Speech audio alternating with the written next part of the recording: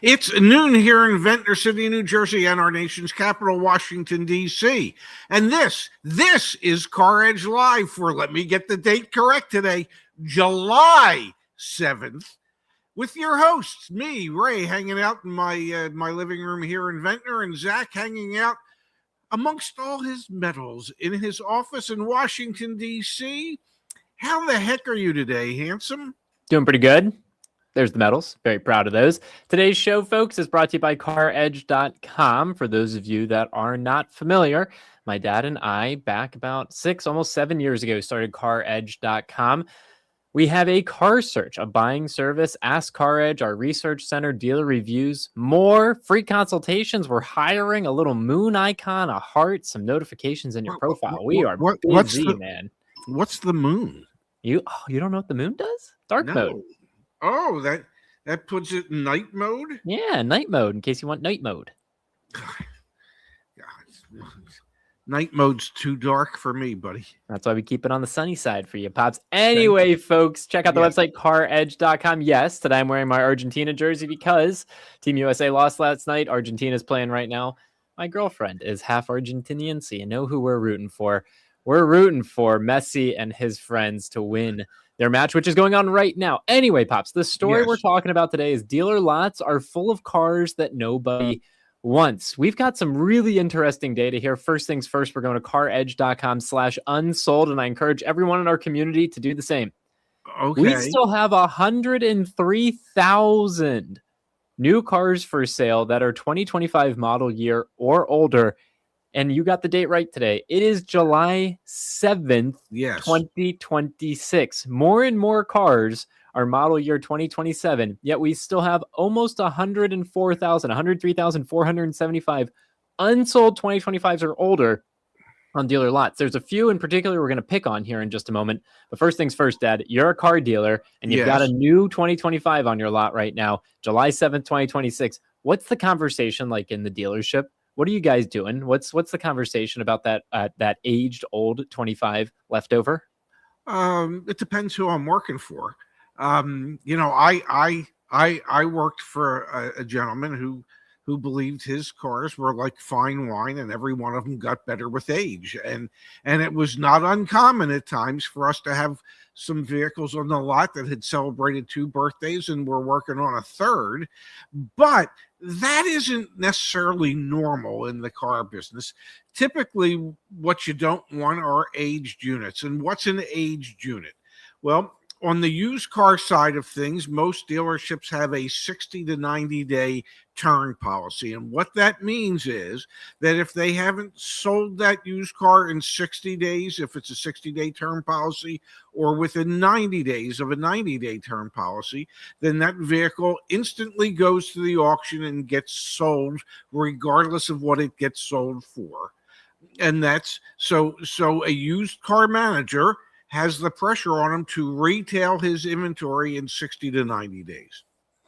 On the new car side of things, you don't want new cars over 90 days. You don't want them sitting around. So if you have vehicles that are 2025s and 2027s are already starting to arrive at many dealerships today, I would think the conversation would go something along the lines of, what the hell are you doing to move these units? You know what, Ray? You either figure out how to move these units, or we're going to figure out how to move your ass out of that chair. Okay? There'll be somebody else occupying that chair who can figure it out for us. And that would, I think, would be the conversation, is that we need to come up with a plan to get rid of these units. We need to be like David Copperfield and make the damn things disappear. So typically when you have that type of conversation, managers then tend to, do stupid things and take stupid deals because, they like where their ass is at the moment and they want to keep it in that chair. They want to keep their job is what I'm hearing you say. Yes. So there's lots of motivation for all the obvious reasons for dealers to get rid of these unsold cars. There are a few brands in particular that have a lot of unsold vehicles right now. And the first one I'm going to pick on, Dad, It's going to be Nissan. Nissan has right now at this moment, again, go to CarEdge.com/unsold and then choose Nissan in the dropdown, 4,242 unsold new Nissans from 2025 or older on dealer lots right now. I bring up Nissan, Dad, because they have 4 vehicles for the 2026 model year that have 0% financing offers for July 2026 right now. Yes. Yet they still have 4,242 2025s out there that are left unsold. And it's interesting looking at some of these. For example, this Nissan Armada has been on this dealer's lot only for 98 days. This one, supposedly, I'm thinking it's been moved around from dealership to dealership. But if I come down here, Dad, this price history chart is craziness. They've been like seesawing the price back and forth, I think, to get like price drop alerts and things like that from the various car searches. Or we've got a Nissan Murano, I think same dealership, 444 days on the market. So Nissan's one of the first brands I wanted to pick on here. They've got some leftover unsold inventory, and they've got their 2026s, many of them. The Frontier, was it the Rogue that's on 0% financing right now? Pathfinder, and I think the Murano. So Nissan is a brand here where their dealer lots are full, nobody wants them, and there's deals to be had. One would think, and if you're sitting on some of those 2025s and there's no more marketing dollars being spent from Nissan corporate, which means that there was a lump sum payment that was given to the dealer to allow them to move those vehicles, and that there would be no further incentives from Nissan. So now it's just up to the dealer. And what do? You advertise a cheap price. You encourage your salespeople to, if somebody comes in and they say they're looking for a Sentra, fine. Let me show you this Armada first. Okay, because you might need a place to park that Sentra. And the Armada could accommodate it. But you encourage you park these aged vehicles around the showroom, in the showroom, so that everybody has to walk past one of them when they're looking at something, and with the hopes that it'll catch somebody's eye. And you reward your salespeople with spiffs. And what's a spiff? An extra bonus for selling an aged unit, to encourage them to do that. Let's just guess. Let's say at a typical Nissan dealer that the minimum commission today is maybe $150, $200 for a car sold. Sure. And so if you're an average car salesperson, and an average car salesperson today probably sells 8 to 10 new cars a month, or 8 to 10 cars a month. And if they're making $200 a car, figure it out, folks, they're not making a living. So what do? If the sales manager puts a bonus on these aged vehicles and say the minimum commission, if you sell one of these at whatever deal I accept, is $500 or $750 or $1,000, whatever number you put on it, it is many times more than what the minimum commission would be for taking a discounted deal on an in-stock unit that's newer. So this is an opportunity for salespeople to sell different cars that will actually allow them to be able to make a living.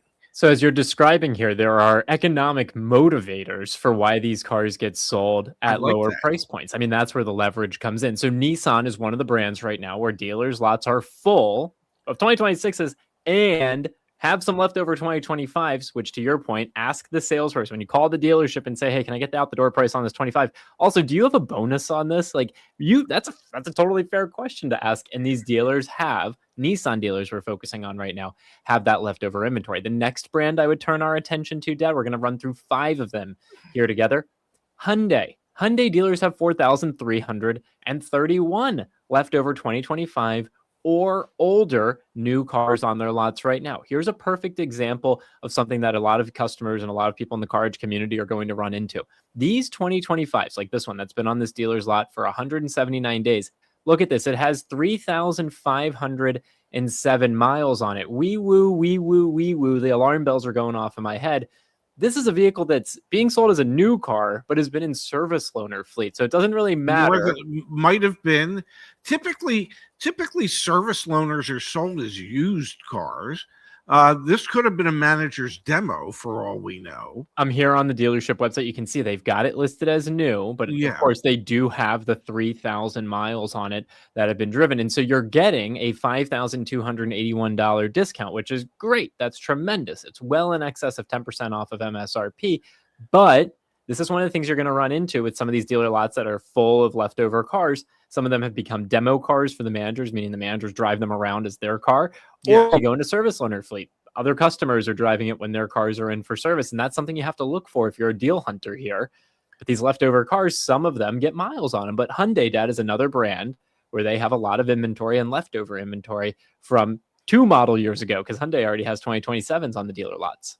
Yes, and again, there would be an economic motivator typically for salespeople, especially if that is a manager's demo, because at most dealerships, the dealer principal will say to anybody who drives a demo, "Oh, by the way, you don't get your next one until you sell your current one, and oh, by the way, you're only allowed to put X number of miles on it." So if this demo is reaching its limit for miles, trust me, that manager is extremely motivated to get rid of that car so he or she can get into their next demo. Most dealerships don't say to you, "Oh, you just keep taking cars. Don't worry about all the ones you've left behind with miles on them that we haven't sold yet." No. You don't get your next one till you sell your current one. So it doesn't hurt if you're a customer to ask a salesperson, "Do you have any manager demos that you need to get rid of? That perhaps your manager would be more motivated to make a deal on because he or she is close to their mileage limit on their demo?" Or, "What's the oldest one of X that you have in stock? Because I am sure your manager would be motivated to move the oldest one as opposed to the youngest one." Which, if I may, this is one of my favorite things. Let's do a little bit of a live experiment. So this is, what dealership was this? Let me scroll down here. This is Camelback Hyundai. So here's what I'm going to do. I'm going to click on View the Full Report. That's going to take me to their Dealer Transparency Index page. And I'm going to scroll all the way down to On the Lot right now. And I can go ahead and click on literally any of these bars, and it'll take me back over to the car search with their inventory. I'm going to view all 447 vehicles. And now on the car search, I'm viewing just inventory at Camelback Hyundai. I could have also, of course, come down here to the dealership filter and search for Camelback Hyundai right here. But Dad, now I'm going to sort by days on market. So I'm super interested. So these are the oldest cars at this particular dealership. So actually, you can see here, super interesting. A Hyundai Palisade Calligraphy with 1,523 miles. They've had it for 321 days. I bet you this one is a manager demo. It's the highest trim level, and it's only got 1,500 miles on it. They're selling it as a new car. Then you've got another Palisade Calligraphy, 141 miles, 312 days. This is the research that you can do beforehand. I mean, none of these are leftover 25s, it seems, but they've got quite a few age 26s that they're definitely motivated. I mean, look at all these calligraphies. This is crazy. But that would indicate that the 2026s came out about a year ago or close to a year ago. Yeah. So that any 2025s that are sitting there have been sitting for a while, one would assume. Definitely. That's a great point. Also, I am just shocked here at the price points. Look at this. You've got a $25,000 2025 Hyundai Elantra. It's a demo. It tells you right up front, demo vehicle. Look at that. One's a good Bless one. them for that. But then the other two next to it are $61,000 26 Palisade Calligraphies. Crazy. Okay, so first was Nissan. Yes. Second is Hyundai. You know who's third? Not BMW. Not BMW. I'm gonna guess Ford. Jeep. 9,136 leftover unsold 2025 Jeep vehicles out there right now. And this is where things, I mean, we're talking about almost 10,000 vehicles, 9,000 vehicles. that Jeep still has some incentives out on the market right now for one vehicle in particular. I'm going to go to the model drop down here. I'll zoom out and then zoom back in.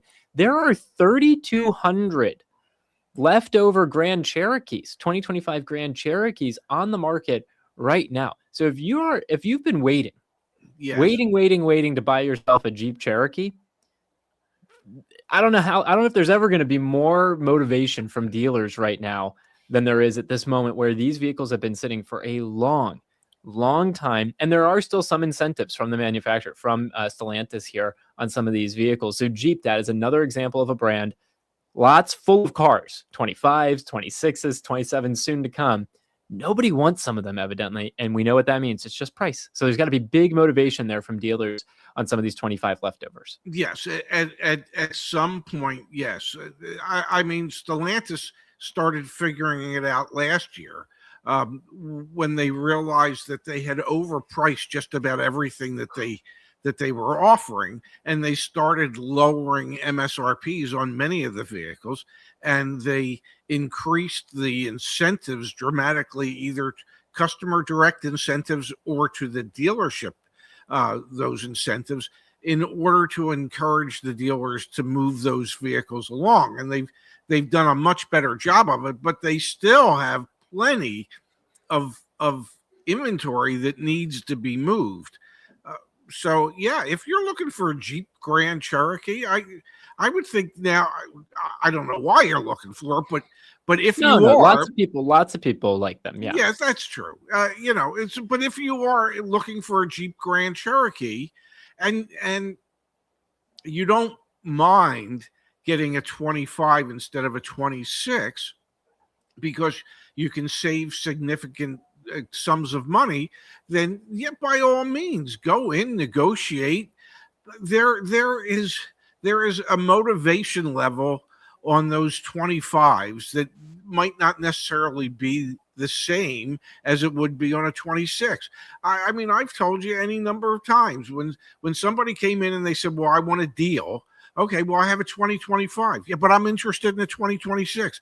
Well, but you said you want a deal. I've got a year to sell this 2026. I'm running out of time to sell the 2025. I'll make you a deal on that vehicle. Here's a perfect example. It's not just the Grand Cherokees. Here's a 2025 Gladiator Sport. Look at this dealer discount. You've done zero negotiating up until this point, and they're giving you $11,597 off the top. Now they're adding back their dock. They're adding back their, there it is, dock fee, and they're also giving you optional $1,900 and accessories, which obviously you'll pass on. But this is the type of just off the top type of deal that you're able to get, which, to be clear here, isn't necessarily actually a deal. Like, you still have to negotiate and all that fun stuff. Yes. But you're not going to see 11.5 off the top on a 26 or a 27. But yeah, to Mark Miller's point, on a puke green 25 Gladiator, here you go. Here's your 11,500. Here's your 20% off the top. Here's the color that you didn't want, but it is a shade of green that would allow you to save lots of green on the price, and so sometimes you have to settle. When I was at our Audi dealership, and there was a Mini Clubman SR4 that I wanted, because they had some great leases on them, especially employee leases. And they only had one that fit what I needed. It was British Racing Green with a white top, with a white roof. It was, as far as I was concerned, one of the ugliest color combinations you could ask for. Certainly not one I would have picked.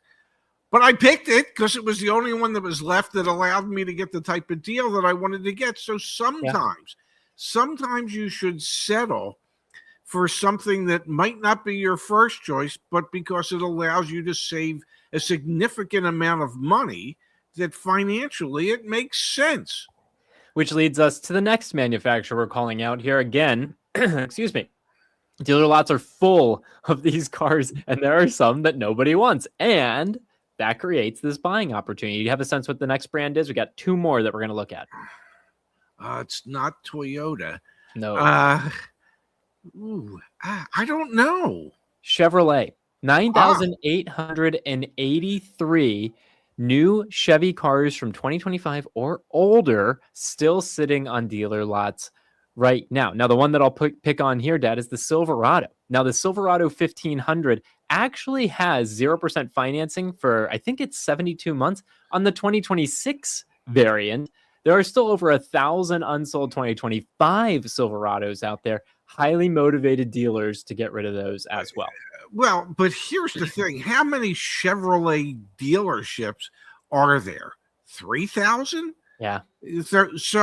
So to find one of those 1,000 Silverados, you're going to have to search, because they're really, what, 1,000 sounds like a lot, but if one of them isn't at a dealership anywhere near you, then it becomes a little more problematic. Now, if it is at a dealership near you and you want one, there should be, those dealers that still have some of those would be highly motivated to get rid of them. I know if it was a Penske dealership, Yeah. hell, they needed to be out of those in 2025 before the calendar year flipped. Here's a perfect example. This is a 2025 Chevy Silverado 1500 LT, 611 days on the market, $58,109 MSRP. You've done zero negotiation. This is the only one at Freeway Chevrolet. This is the only one they have left. $12,250 off the top. Wow. You've done no negotiation to this point. And I think there's a great comment I saw earlier in the chat. Doesn't necessarily mean, that you're getting this big discount off of MSRP. It's a deal. I completely agree with that. There's still, you should negotiate this. You should absolutely negotiate this. But for some of you that don't necessarily even want to negotiate that much, they're just telling you right up front. This thing's been sitting here for 611 days. It's the only one we have. We're giving you $12,250. What is that as a percentage of MSRP? Well in excess of 20% off of MSRP. Yeah, no, they've looked at it and they go, whatever it takes.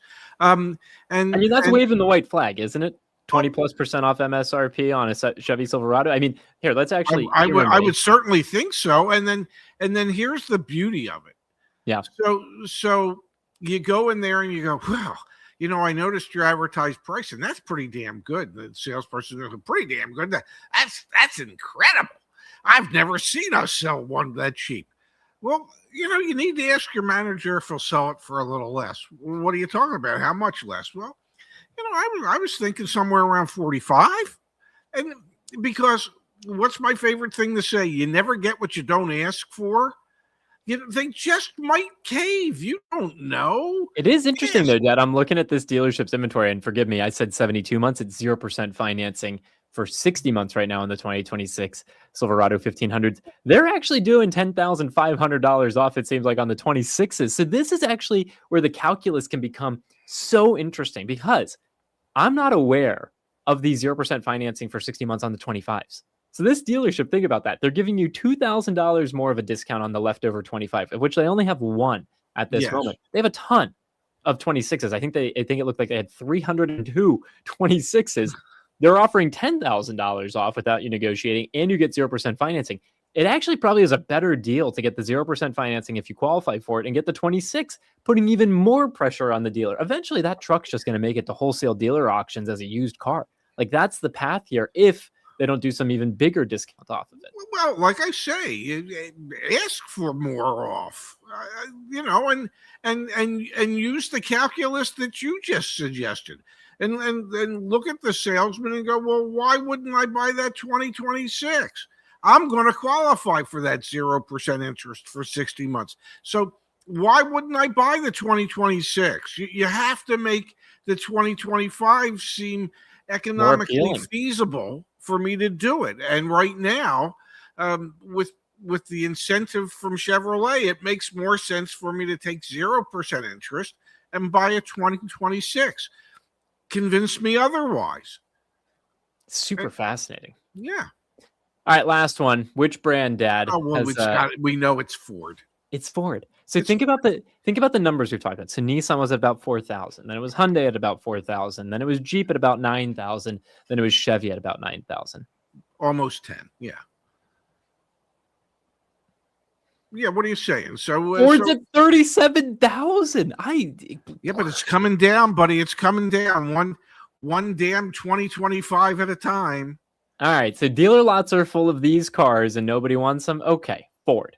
There are still 37,193 leftover 2025 or older Ford vehicles new on dealer lots right now. This is mind-boggling to me, Dad, because I did some research before today's show. Many of these are still Ford Bronco Sports, like we've been talking about. You know what the financing offer is on 2025 Ford Bronco Sports right now?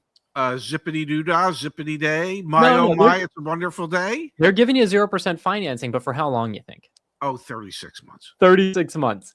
They are not stepping up in the way that they need on these 2025 Ford Bronco Sports. Now, dealers are definitely stepping up. I mean, there are $5,000, $6,000, $7,000 discounts on their websites listed, which again, go to negotiate, you can get even more off. But Dad, the manufacturer, something has to happen here because Ford's being aggressive on 26s, but it's another example of what we just talked about with the 25s over at Chevrolet. They're just not quite there where they need to be. But that becomes leverage for the customer in those conversations with the dealer. And it's only leverage if you're willing to accept a 3-cylinder turbo for your off-road vehicle. Okay. Some of the payment, options that you ultimately get down to on the Bronco Sport. I mean, we're talking about sub $500 a month car payment, which is good in today's world when the average new car payment not for 36 months. Sure. No. If you do the 0% financing for 36 months, you're going to be spending a lot per month on one of these Bronco Sports. Yeah, probably $1,000 or more per month. Yes. Doesn't everybody have just $1,000 a month to throw towards their car payment? Not including their insurance, not including their fuel, not including any maintenance. Doesn't everybody just have that $1,000? I mean, I know the average new car payment today is $777. So you telling me that the average Joe doesn't have $1,000 a month to throw towards his car? I'm pretty sure he doesn't.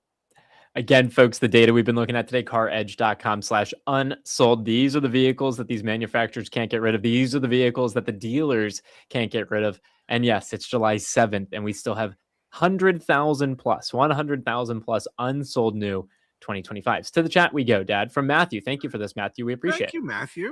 Pops, back to Europe. They didn't have my rental, so I got a 911 Cabriolet for 12 days for only 400 euros more. Sent pictures to Zach. Awesome. I can't say that word of the pass you went through, but awesome. I will look at my email and share those. Pass. Come on. Hunting Jock. Thank you, Dad. Hunting Jock Pass.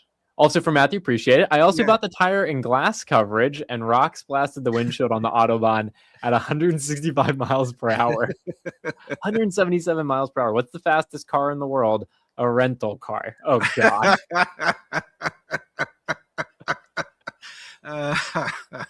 Matthew's funny. Yeah, that is. It sounds like if I can derive anything from this, sounds like you had a hell of a time, Matthew, and I'm not going to sit here and suggest that I'm jealous, but yeah, I'm a wee bit jealous. Yeah. Would you ever buy a rental car, Dad? I like that quote he just said. What's the fastest car in the world? A rental car. Would you ever buy a prior rental? I wouldn't. I've always advised against it. I did a radio interview yesterday morning in Cincinnati, and I was asked, he said, what about rental cars? I go, what about them? You know how they're driven. I'm not buying one. If it's not yours and you're driving it, are you going to drive it like it's yours? I don't think so. And people don't, So, no, I wouldn't buy a rental car. Food for thought, folks, for all y'all out there. We're talking about affordability a lot here at CarEdge Live. Rich, appreciate the kind contribution. Check out the new Hyundai Venue. It's a subcompact crossover SUV listed at $22,000. Speaking of rental cars and Hyundai Venues, I had, when I was in Puerto Rico earlier this year, a Hyundai Venue rental car. Man, it can get you from point A to point B, but it definitely feels like a $22,000 car. But you know what? Seriously, it gets you from point A to point B. It was totally fine. It was 100% fine. What did we have when we were in St. Martin? What was it? A Sportage? Kia Sportage, yeah. Yeah, and the house we rented was on a. I On a mean, we're hill, on an yeah. island, So I mean, just take that into consideration. So how big can the hills be? I mean, how high can the hill? What can the incline really be? And boy, when we made the right turn from one road to get onto the hilly road that took us to the house, it was like it didn't have enough power with the five of us in the vehicle to go up the hill. It made it. I want everyone to know that the Kia Sportage and Hyundai Venue will most likely get you from point A to point B, so you are okay. But yeah, these are definitely more affordable vehicles. The Sportage did make it. The tires had a lot less rubber on it because they were spinning. Yeah. Just, but yes, there are, if I may, there are vehicles out there. And I just had this conversation this morning. There are vehicles out there that are less expensive. And what it really boils down to is just looking at your needs and not your wants. I keep saying it, but people need to have the discipline to settle for what they literally need and what they literally can afford, as opposed to being jealous of those who might be able to afford more.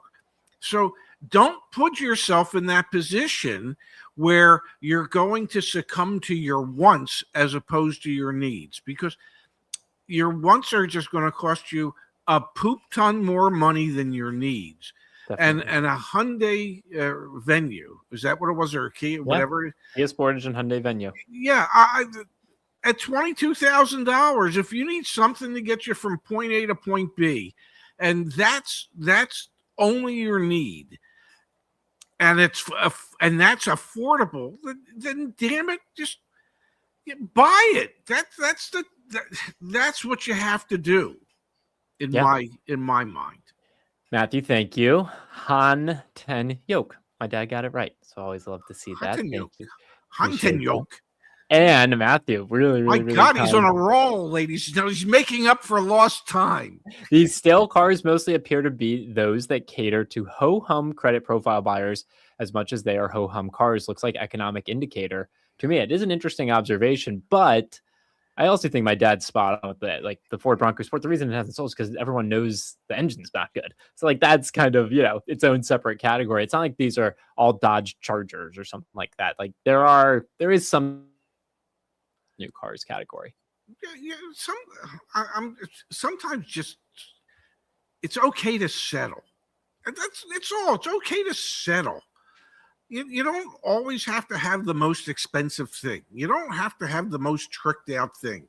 It is okay to settle. If you when the Model T came out, it was like, exactly what shade of black would you like? They were all equipped the same. So if people settled. If you wanted a car, that's what you got. It might not have had everything you wanted in it, okay, but you were thrilled to have it because it beat the horse, okay, and you could. So settling isn't a bad thing. You remember when you took delivery of your Model T?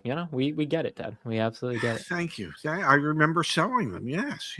From Mall Cop. Thank you, Mall Cop. 2013 to 2016 3.5 liter V6 Toyota Sienna is both what you want and what you need. Van life is the way, lads. Thank you for that, Mall Cop. Definitely some of these more reliable, decade-old Toyotas. Sure. Great option. Absolutely. Yeah, and I would say the same thing about the 3.5 liter V6s that Honda throws into a lot of their products. It might not be the best gas mileage in the world, but sometimes you're just better off. All right, so some of the information that we ran through today, to be clear here, I'm using our own car search, so I encourage everyone in our community, go to CarEdge.com, use the shop new cars, shop used cars, have some fun there. It's worth mentioning we have our buying service, so for those of you that are in the market now or in the future, learn more about CarEdge Concierge, learn more about our AI-powered negotiator as well, and importantly, scroll on down here. Where is it? Meet the team of folks that work on all these things. Yeah, schedule a consultation call as well. Meet our team. Actually talk to us and see if it might be a good fit. For those of you that are researchers, we also have CarEdge Pro. So much good stuff back at CarEdge.com. Incredibly proud of everything that we've done over the past 7 or so years. Yeah, let's do it all again tomorrow with more CarEdge Live. I'm sure we'll have something to talk about then. We appreciate everyone so much. What's tomorrow? Is tomorrow Wednesday? Wednesday, July 8th. Oh, I am available for Wednesday, July 8th at noon. It'll be my pleasure to be back here tomorrow. Sounds good. We'll be back here tomorrow, guys. Dad, I love you. Enjoy the afternoon. I love you too, and I hope Argentina is playing well. I have no idea, but yeah, I can't wait to go check the score. Well, you'll have to let me know. Love ya. Love you too. I'll talk to you later.